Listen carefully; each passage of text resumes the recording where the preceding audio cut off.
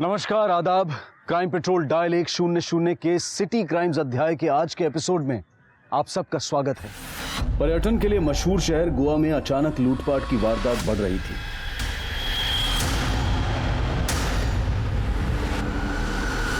Goa police भी ऐसी वारदातों को लेकर काफी सतर्क थी और ऐसी ही सतर्कता दिखाते हुए 12 नवंबर 2007 को पुलिस ने मुठभेड़ में मैंसियो गैंग को धराशायी कर दिया, जब उसके तीनों सदस्य एक ज्वेलरी शॉप में डकैती डालने गए थे, जिसमें मैंसियो इस शूटआउट में पुलिस के हाथों मारा गया। जेम्स गोंजाल्वेस गिरफ्तार हुआ, जबकि तीसरा बिलास चौहान फरार हो गया और गैंग ध्वस्त हो गया। लेकिन क्या इन अपराधियों की कहानी यहीं खत्म हो गई थी, या फिर यह किताब का सिर्फ एक अध्याय था और आने वाले समय में गोवा शहर के सामने और भी भयानक वारदातें आने वाली थी। इसके 3 साल बाद 13, 14 और 15 फरवरी 2010 में लगातार 3 दिनों तक गोवा के अलग अलग इलाकों से पुलिस को 10 लाशें मिली, जिसमें वहशियत और दरिंदगी की शक्ल और विभत्स होती गई थी। 72 घंटों में दहशत के इस तांडव ने गोवा को हिलाकर रख दिया था। आम जनता में भी डर था और गोवा में पर्यटन पर भी इसका अच्छा खासा असर पड़ा था। कुछ लोगों ने अपनी टिकट्स कैंसिल करवा दी थी और कुछ लोग जल्द से जल्द वापस जाना चाहते थे। लेकिन 3 साल पहले हुई डकैती का क्या इन 10 हत्याओं के साथ कोई कनेक्शन था? क्या ये उसी वारदात के निशान थे जो आज उभर कर आ रहे थे, या फिर ये कोई अलग ही दरिंदगी की दास्तां थी?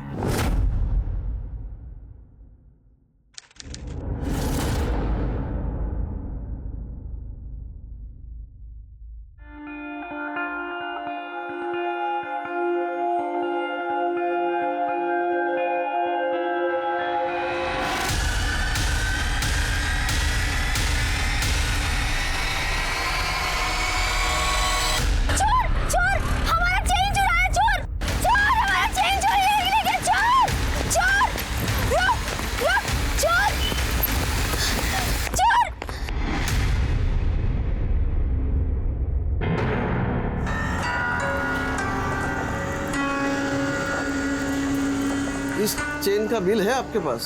मैंने घर में बहुत ढूंढने की कोशिश की, लेकिन मुझे नहीं मिली।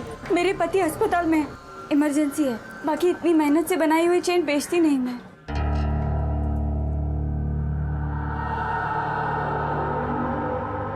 वैसे तो इसके 33,000 बनते हैं, पर क्योंकि तुम्हारे पास इसका बिल नहीं है, मैं 16,000 ही दूंगा। 16,000?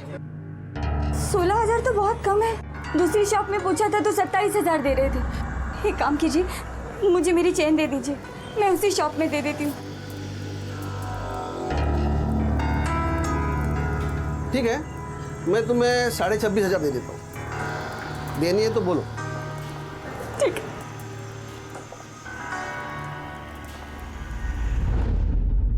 और कितना सैड होएगी? अरे गॉड को थैंक यू बोल, सिर्फ चेन गया तेरा, तेरे को कुछ नहीं हुआ। वो मम्मा का चैन था नैन्सी, मम्मा का आखिरी निशानी। ऊपर से मेरे घर का कंडीशन, पापा के ट्रीटमेंट पे कुछ पैसा बचता ही किधर है।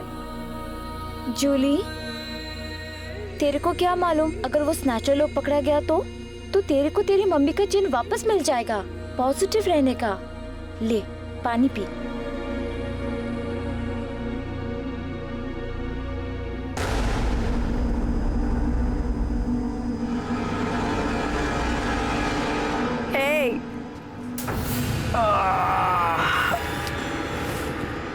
आजा।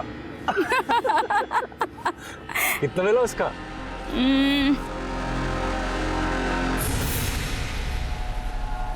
26.5।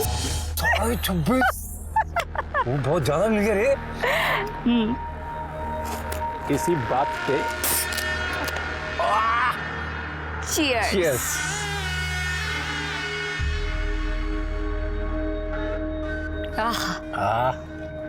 मेरी वजह से मिला है इतना पैसा। कैसे? वरना वो ज्वेलर बोल रहा था 16,000 से ज्यादा नहीं दूंगा, दे दिया। देख, अपने को ना कल से सीरियसली धंधे पे ध्यान देना होगा। कल से शुरू करते हैं अपन। अरे मैं तो कहती है आज से करते।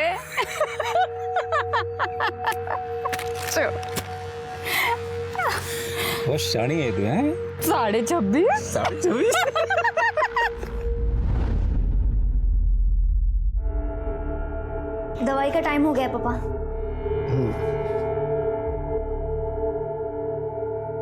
तेरे गले का चैन क्या वही?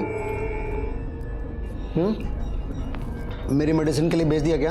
हैं? मालूम है ना वो तेरी मम्मा का चैन था। नहीं पापा, वो मैं मार्केट में जा रहा था तो चोर लोग खींच के भाग गया। मैं उसके पीछे भागी भी, पर वो लोग बाइक पे थे। तो पुलिस में कंप्लेंट करने का था ना। पापा आप तो जानते ही है, मैं पुलिस के पास कैसे जाएगा?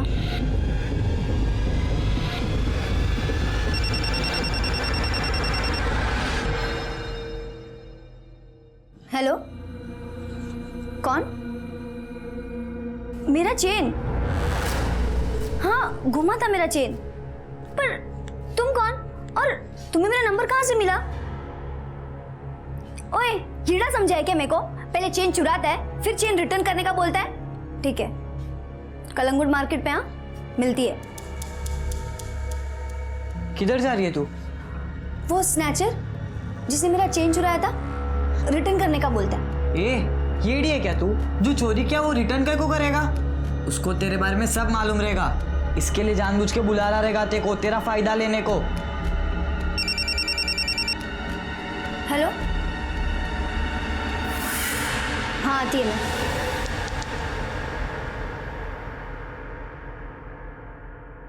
जूली, यार मेरे को कुछ पैसा मांगता है यार, अर्जेंट है, होगा तो दे दे। मेरे पास पैसा नहीं है जेम्स, और तुझे तो पता है पापा के ट्रीटमेंट में कितना पैसा जाता है। ऊपर से उनका ऑपरेशन भी बाकी है।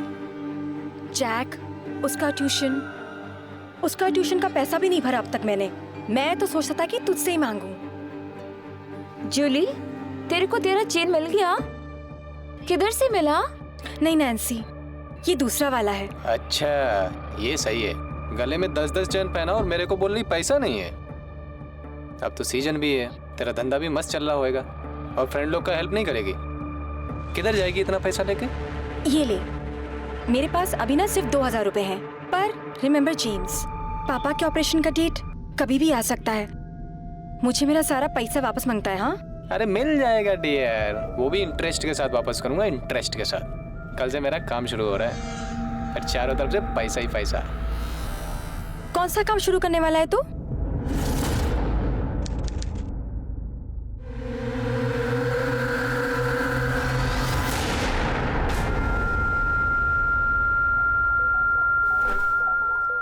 Excuse me.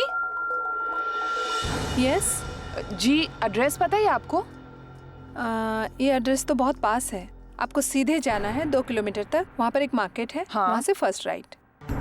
आपको पता है ये एड्रेस? आप वहीं जा रही हैं क्या? जी तो come with us, we'll drop you और हमारी हेल्प भी हो जाएगी।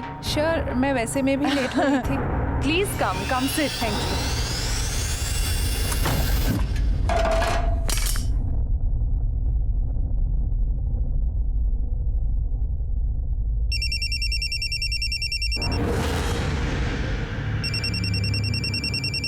क्या? दिन भर मोबाइल में गेम खेलता रहता है, जी जाके पढ़ाई कर। क्या दीदी, चैन से खाने तो दो।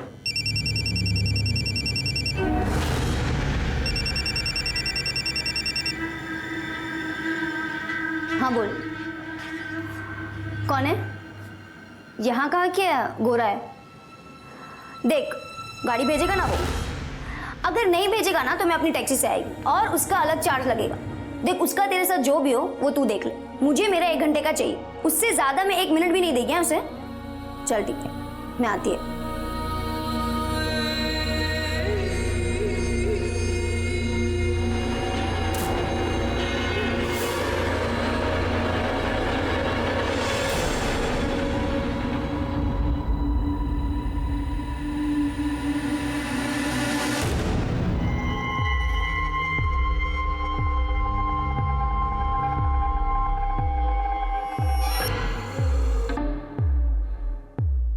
जैक, जैक, क्या है?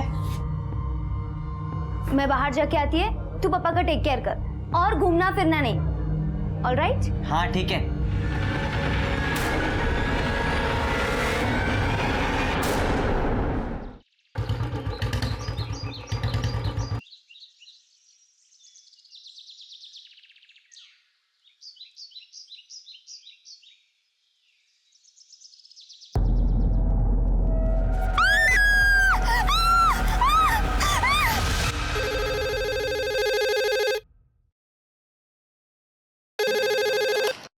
नमस्कार पंजिम पुलिस स्टेशन। ठीक है, हम पहुंचते हैं। तावड़े सर, अभी अभी फोन आया था, पंजिम के पास वाले जंगल में एक लड़की की लाश मिली है। क्या? चलो।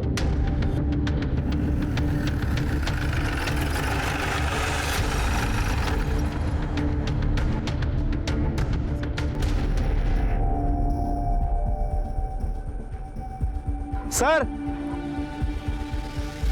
सर, ये देखिए टायर के निशान। टायर के निशान देखकर लगता है ये कोई छोटी गाड़ी होगी। फॉरेंसिक को बुलाओ और पता करो ये कौन सी गाड़ी हो सकती है, और उस लड़की की फोटोज और डिटेल्स आसपास के सभी पुलिस स्टेशन में भेज देना। हो सकता है कि उसकी किसी ने मिसिंग कंप्लेंट लिखाई हो। Okay sir. गोवा में मिली ये लाश उस भयानक दहशत की शुरुआत थी जिसकी चपेट में गोवा अगले कई दिनों तक रहने वाला था। ये खबर जंगल में आग की तरह से फैल गई और लोकल लोगों में और टूरिस्ट में खौफ पैदा हो गया, और ये खौफ का मंजर कम होने की बजाय और ज्यादा होने वाला था। लाशों की गिनती और डर का पारा कल्पना से बड़ा था। हालात ऐसे लग रहे थे कि मानो गोवा की हर गली, हर मोड़ पर एक लाश पाई जा सकती है। ये कौन कर रहा था और क्यों, पुलिस ने इसका जवाब ढूंढना शुरू कर दिया था।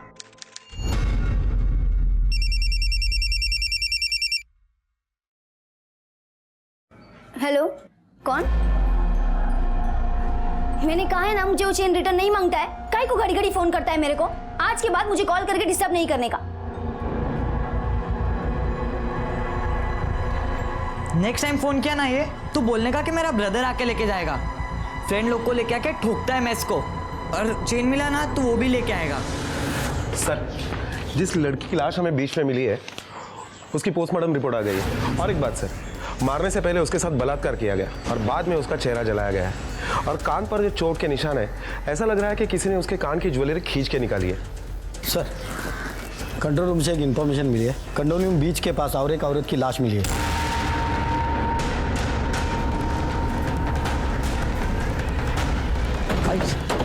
बॉडी कहाँ है? इस तरफ।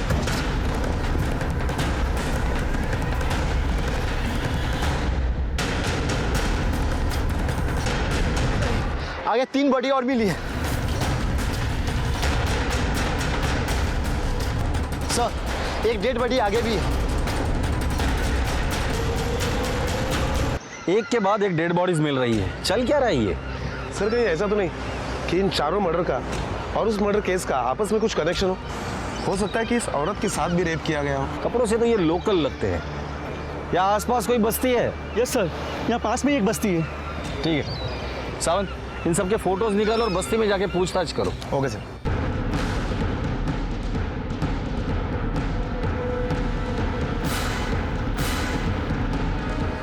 अरे सुनो, क्या ये लोग इसी बस्ती के? हाँ साहब, ये लोग इसी बस्ती में रहते हैं। ये बच्चा आलोक है और ये उसकी बहन सहल, और ये आदमी इनके साथ रहता है, लेकिन इसका कोई रिश्ता नहीं साहब। तो फिर ये बच्चे किसके? साहब ये बच्चे तो कांता के साहब। गरीब है बेचारी, भंगार बेचने का काम करती है साहब, और अपने बच्चों को पालती है। उसके पीछे ये आदमी इनको संभालता है साहब। कहाँ रहते हैं ये लोग? वो उधर रहते साहब। आइए साहब, ये वाला मकान है साहब, ये वाला। लेकिन यहाँ पे तो ताला है। हाँ साहब, कल से इधर ताला है साहब। मतलब कल झगड़ा हुआ ना, तो कांता अपने बच्चों को लेके कपड़े धोने के लिए गए, तब से इधर ताला है साहब। झगड़ा? हाँ। किसके साथ हुआ था झगड़ा? वो इधर का एक भंगार वाला है साहब, उसके साथ झगड़ा हुआ। वो कल 3 लोगों को इधर लेके आया था साहब। भंगार वाला? हाँ। कहाँ मिलेगा ये भंगार वाला?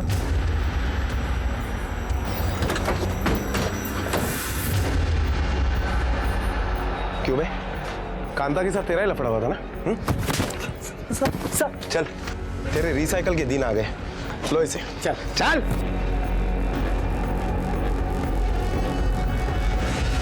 नहीं sir, but we are trying our level best. जी सर, हम लोग पूरी कोशिश कर रहे हैं। जी सर, कुछ लोगों को अरेस्ट भी किया है हमने। Okay sir, okay.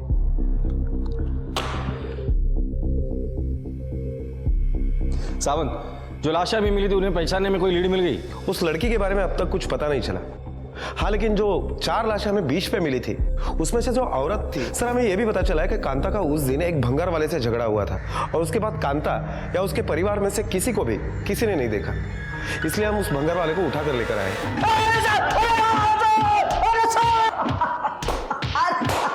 Tawde, Kanta के घर पे तेरे साथ और 3 लोग गए थे, वो कौन थे और कहाँ है? बोल। बताता हूँ साहब, बताता हूँ।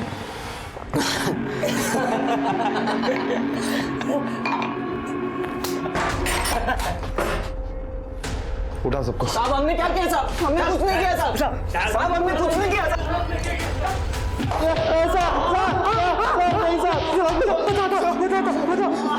हमने ही मारा था चारों को।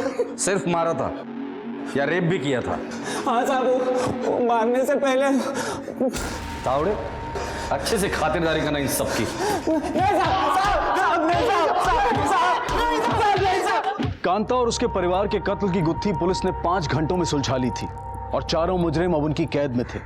लेकिन सवाल यह था कि जिस लड़की की चेहरा जली लाश उन्हें मिली थी वो कौन थी, उसे किसने मारा था? ए मावशी, बोला माशी आहे का? आहे ना. कुठली आहे बघा, दाखव. अरे सिंगाडा मच्छी आहे बघ. हे बघ, माल बघ, माल बघ. बस. हे बघ, फार जुनी नाही ना. मस्त आहे ना सिंगाडा. कितीला दिली? शेवटच्या भाव 700 देणार. काय माल बघू? अरे बघा तू, कसा माल चांगला आणलाय मी, एकदम फ्रेश. 450 मी सांगितलं, आता काय करायचंय बोल. थोडा जास्त कर. 500ला सगळी घेऊन जा.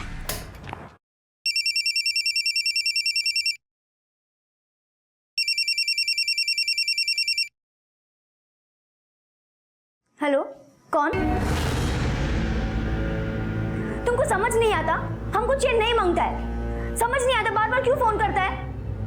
आज के बाद मुझे फोन किया ना तो समझ लेना.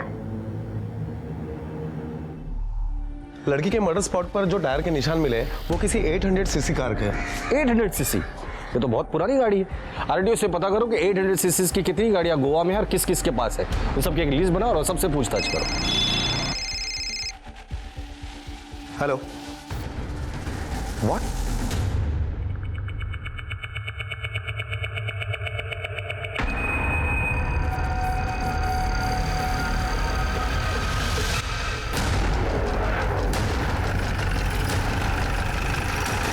साहब, कहाँ है डेड बॉडी? इधर है सर. पैरा में से तो ये मच्छी वाली लगती है, हो सकता है वो टोकरी उसी की हो। हो सकता है सर, लेकिन सर जहाँ तक मैंने देखा है ये लोग काफी गहने यूज करते हैं, लेकिन इसके बॉडी पर तो एक भी गहना नहीं। गहने भी नहीं है और इसका भी चेहरा जलाया गया जैसे अभी पहले लाश मिली थी, ताकि विक्टिम की पहचान न हो सके। अगर इसके साथ भी कत्ल के पहले बलात्कार हुआ है तो ये कातिल की मोडस ऑपरेंडी कुछ कुछ मुझे समझ में आ रही है। इस सावंत। हेलो, क्या? ठीक है, हम पहुंचते हैं सर। पीना बीच। हाँ बोल जेम्स। किधर है तू? मिलने का मेरे को तेरे से। देख जेम्स, मेरे पास ना बिल्कुल पैसे वैसे नहीं है, और पापा के ऑपरेशन को भी। अरे डार्लिंग, मैं बोला क्या पैसे का कुछ? आज मेरे को तेरा पैसा रिटर्न करने का है। मेरा पैसा आ गया है, तो मेरे को बता कब मिलेगी, किधर मिलेगी। आज के आज तेरा सारा पैसा वापस कर दूंगा। ठीक है, 2 बजे ना मेरे घर के पास वाले रोड पर मिलना। चल ठीक है, बाय।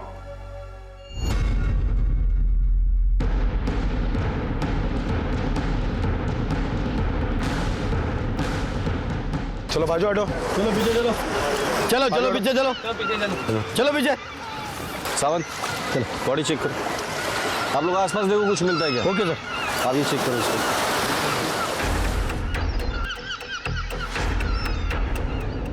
हेलो। हाय। चल आ जा। पर कहाँ ले जा रहा है? चलना बताता हूँ। ठीक है चल। चलो।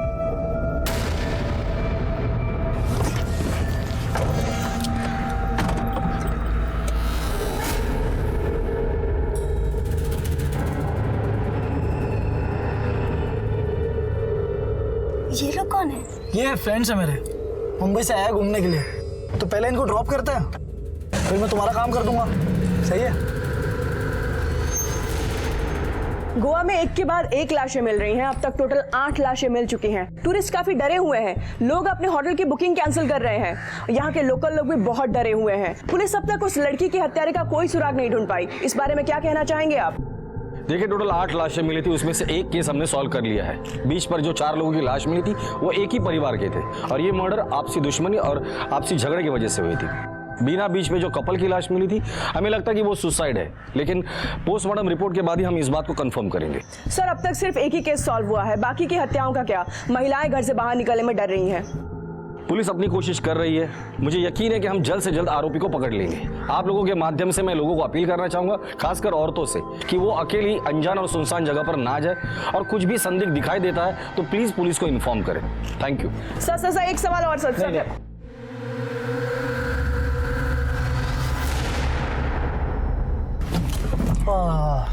यहाँ क्यों स्टॉप किया गाड़ी? स्टॉप नहीं किया, स्टॉप हो गई। आई थिंक गाड़ी में ज्यादा हीट हो गई है। Let me check.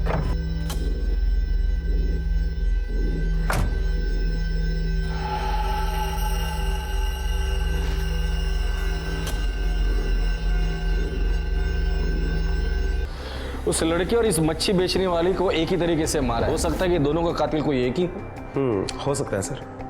और एक बात सर, बीना बीच पर जिस कपल की लाश हमें मिली थी, उनका भी पोस्टमार्टम रिपोर्ट आ गया है, और इस पोस्टमार्टम रिपोर्ट से पता चल रहा है कि उनकी मौत पानी में डूबने की वजह से हुई है। इसका मतलब इन दोनों के मौत से कोई लेना देना नहीं है।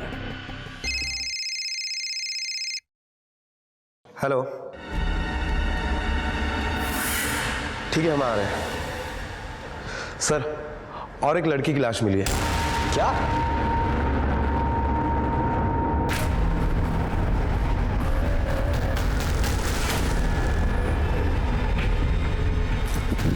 सर, मैंने ही आपको फोन किया था, वहां उस लड़की की लाश है।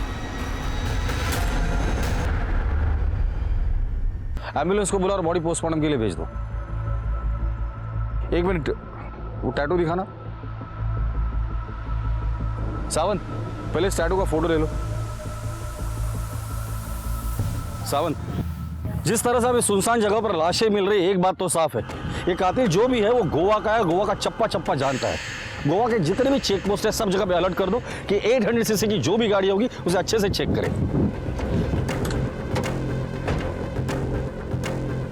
Really sorry sir. Yes sir. नहीं सर, अभी तक कोई भी ब्रेक थ्रू नहीं मिला है, मुझे थोड़ा और वक्त दीजिए। Yes sir, thank you sir. Sir, आज हमें जिस लड़की की लाश मिली है उसकी पोस्टमार्टम रिपोर्ट आ गई, और पोस्टमार्टम रिपोर्ट के हिसाब से यह भी पता चला है इस लड़की को भी वायर या तार जैसे चीज से गला घोंटकर मारा गया है और उसके बाद में जलाया गया है। हालांकि इस लड़की के साथ बलात्कार नहीं हुआ है, पर यह लड़की सर पहले से ही रेगुलरली सेक्सुअल एक्टिव थी। हमने इस लड़की के सारे डिटेल्स आसपास के पुलिस स्टेशन में जब भेजे, तब पता चला है कि दार्जिलिंग पुलिस स्टेशन में इस लड़की के डिटेल्स से मैच करती हुई कोई जूली डिसोजा नाम की लड़की की मिसिंग कंप्लेंट दर्ज है।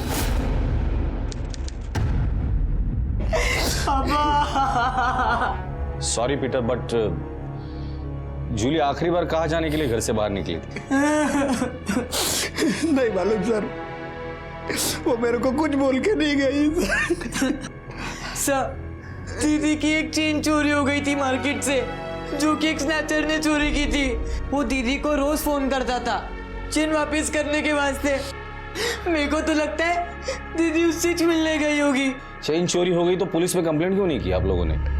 हमको लगा जो जाना तो वो चला गया, अब कंप्लेंट करके क्या फायदा।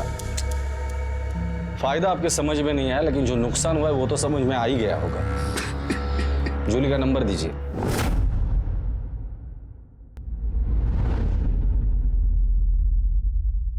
सर, जूली के कॉल रिकॉर्ड्स आ गए।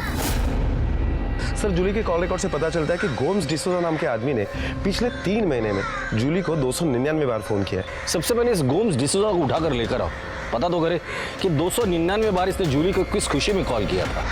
साहब, जूली अपना कजन सिस्टर था। अपने सिस्टर से बात करने को रीजन चाहिए क्या? अपनी सिस्टर से बात करना कोई क्राइम है क्या साहब? मेरे सिस्टर से बात करना कोई भी क्राइम नहीं है। 3 बार लड़की सप्लाई करने के जुर्म में पकड़ा गया है, अब बोल कि ये भी क्राइम नहीं है? जूली के पोस्टमार्टम रिपोर्ट के हिसाब से वो सेक्सुअली एक्टिव थी रेगुलरली। अब वो एक्टिव कैसे थी इसका जवाब तो बोल बोल बोल। वो सब छोड़िए तो सही साहब, वो सब अपनी उसका सारा काम देखता था साहब। काम देखता था मतलब कस्टमर लाता था उसके लिए, पिन था उसका दो। शर्म आनी चाहिए तुझे। बहन कहता है उसे और उसी से धंधा करवाता है। साहब अगर ऐसी बात है तो सबसे पहले पीटर अंकल को बैड फील करना मांगता है साहब। उसके बोलने से अपन जूली को धंधे पे लाया था।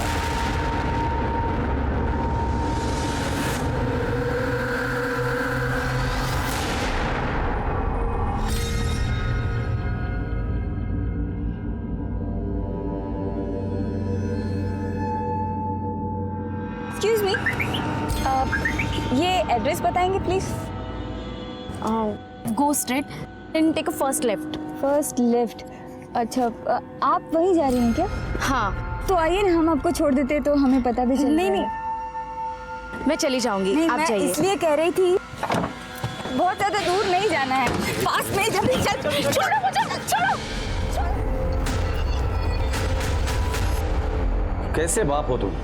खुद की बेटी को प्रोस्टिट्यूशन के धंधे में धकेल दिया। उस बेचारी को तो मरते दम तक पता नहीं चला कि उस धंधे में धकेलने वाला उसका खुद का बाप था। और किस लिए? खुद की बीमारी का इलाज उसके पैसे से हो सके इसलिए। शर्म आनी चाहिए तुम्हें। चलो।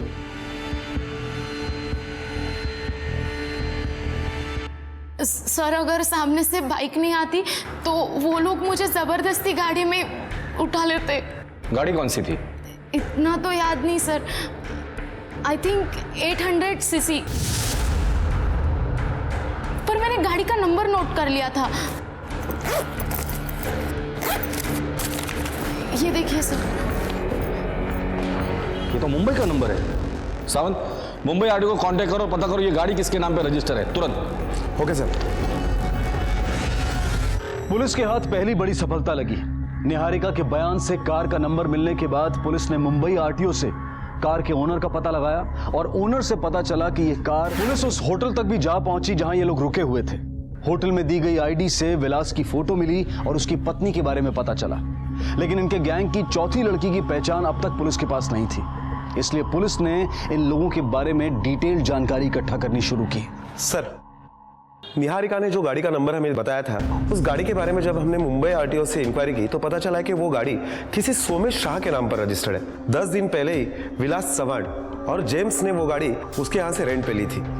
फिलहाल तो ये अतिथि होटल में रुके हुए थे, लेकिन कल ही उन्होंने वहाँ से चेकआउट किया है। सर, होटल रिकॉर्ड से ये विलास का आईडी प्रूफ मिला है। सर, पता चला है कि इनके साथ एक 35 साल की औरत भी थी। होटल रिकॉर्ड से पता चला है कि वो औरत विलास की बीवी है। सर, 2007 में मैंसियो गैंग ने जो ज्वेलरी शॉप में रॉबरी की थी, उस वक्त ये दोनों साथ में ही थे। विलास तो पकड़ा नहीं गया, हाँ, लेकिन जेम्स पकड़ा गया था। 2 साल के बाद बेल पे छूटकर बाहर आया। उसके बाद वो कभी कोर्ट नहीं गया। उसके घर वालों ने भी उसे बेदखल कर दिया है। विलास चौहान आज तक पुलिस के हाथ में नहीं लगा है। सर, मैंने जब इन दोनों के फोटो निहारिका को दिखाए तो उसने इन दोनों को पहचान लिया है। सावंत, इन दोनों के फोटोग्राफ्स गोवा से बाहर जाने में हर चेक पोस्ट पे सर्कुलेट कर दो। सावंत, याद रहे, ये तीनों गोवा छोड़कर बाहर नहीं जाने चाहिए। Okay sir.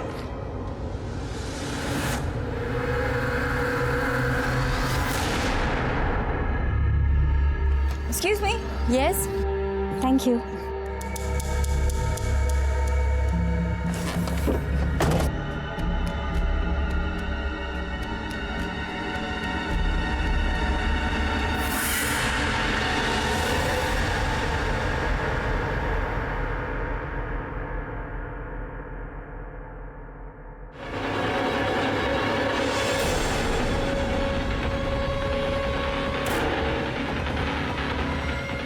निकल पुलिस, निकल गाड़ी, जल्दी निकल।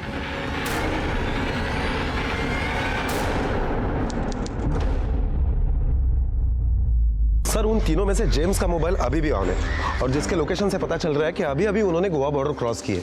वो मुंबई की तरफ जा रहे हैं और इसीलिए मैंने गोवा से मुंबई जाने वाले रोड पर जितने भी चेक पोस्ट है सबको अलर्ट कर दिया है। गुड सर, पेट्रोलियम टीम को गोवा मुंबई रोड पर उनकी गाड़ी मिली है।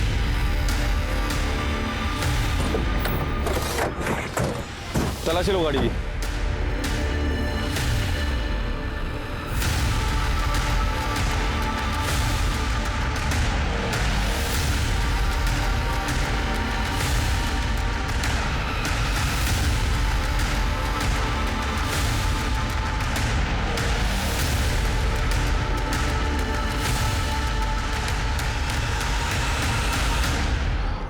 सर गाड़ी में एक लेडीज पर्स मिला है लेकिन खाली है और ये वायर मिला है।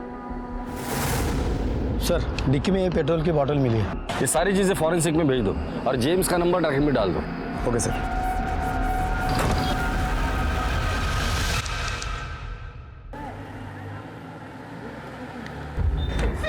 सर जेम्स और उसके साथियों की लोकेशन ट्रेस हो चुकी है। ग्रेट, चलो।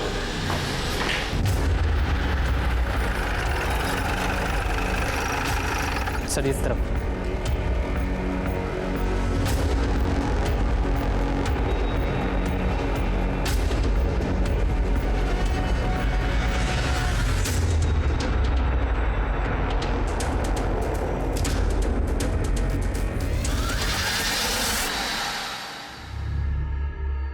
क्या हुआ यार? लाइट गई लगता है।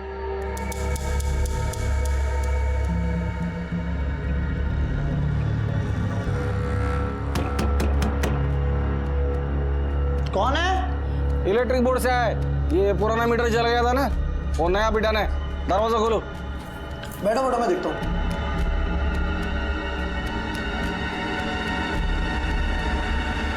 अरे कौन है आप लोग?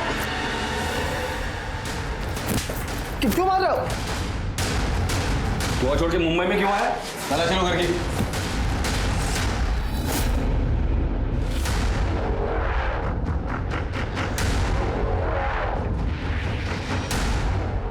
सर ये मोबाइल और गहने मिले।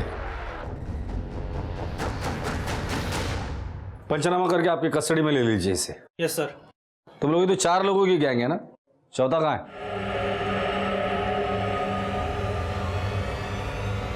चौथा कहाँ है? बोल। गोवा में।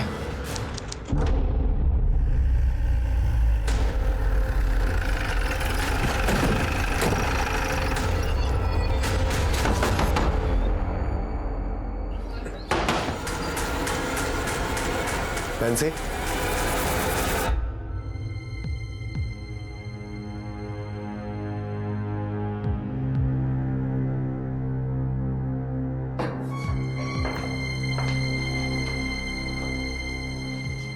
तुम चारों की कुंडली है मेरे पास। तुम लोगों की गाड़ी से वायर भी बरामद हुआ है जिससे तुम लोगों ने ये सारे मर्डर्स किए। हमारे घर से ये सारे मोबाइल भी मिले हैं, जिसमें से ये मोबाइल मुझे पता है किसका है, जूली का है, जूली डिसूजा, जिसको तुम लोगों ने मारा है। तुम लोग जूली को भी मार डाला जूली को। बोलना जेम्स, जूली को मार डाला ना तुम लोग। जूली को मार डाला, जूली को तुम्हारा जूली को बोलना जूली को क्यों मार डाला? मैं नहीं मारना चाहता था उसको, ये विलास बोला मेरे को। पैसे देने से अच्छा उसको भी मार देते। रो, शांत रहे। जितना पूछूंगा ना उसका ही जवाब दे। ये मोबाइल किस किस के है? किसका मोबाइल है ये जिसको सबसे पहले मारा। उसके साथ तो इन दोनों ने रेप भी किया था ना, और तू वहां खड़ी रहकर तमाशा देख रही थी। चला बता, ये दूसरा मोबाइल किसका है?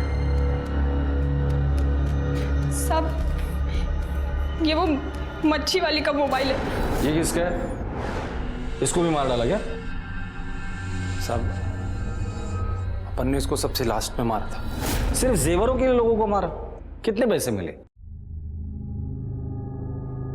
कितने पैसे मिले?